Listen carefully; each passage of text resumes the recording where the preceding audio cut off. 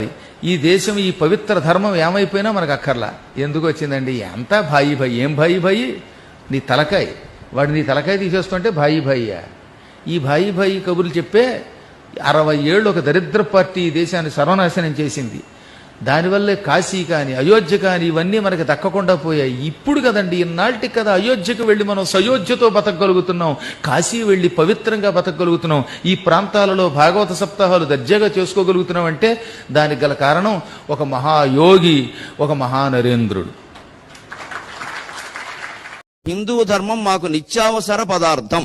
మాకు అన్నం ఎంతో, నీళ్ళెంతో, వస్త్రాలెంతో హిందూ ధర్మం మాకంతా.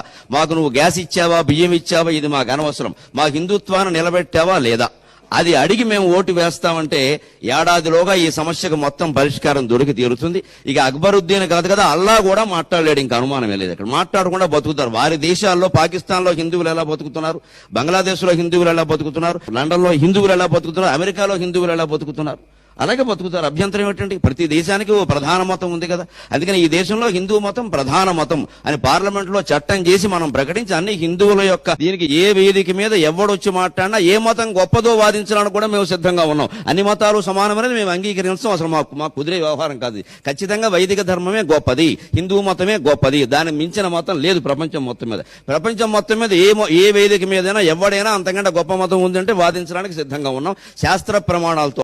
ప్రపంచంలో మీరు ఎక్కడైనా సరే ఒక నీటిలోకి తీసుకెళ్లి ఒక ఎముకని వేస్తే అది కరగడానికి చాలా కాలం పడుతుంది. నీటిలో ఎముక కరగదు పట్టాన.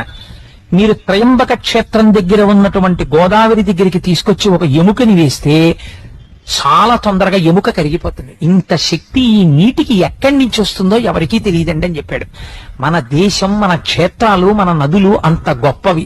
తెలుసుకోక, చేతకాక, 4 శ్లోకాలు రాకపోయినా, 2 పద్యాలు లేకపోయినా, ఓ పురాణం చదవకపోయినా, ఓ మైకట్టుకుని వెర్రికేకలేసే వాళ్ళకి ఈ జాతి వైభవం ఎక్కడి నుంచి తెలుస్తుంది?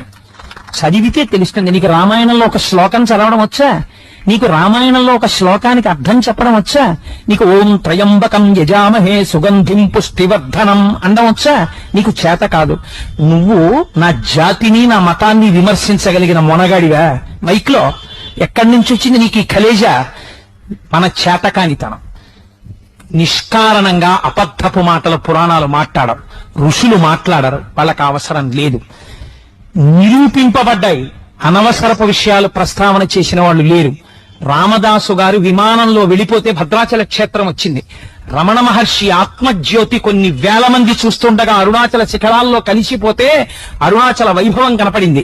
కేంద్ర ఆర్థిక మంత్రి అంతటి వాడు ప్రదక్షిణం చేస్తున్నప్పుడు జ్యోతి రూపంగా కనపడితే స్థాణువై నిలబడిపోయాడు. ఎంత మందికో ఎన్ని రకాలుగానో స్వామి దర్శనమిచ్చి వాగ్గేయకారులని, ఋషుల్ని, భక్తుల్ని ఉద్ధరించినటువంటి మహాక్షేత్రాలు కలిగినటువంటి సనాతన ధర్మం మన ధర్మం.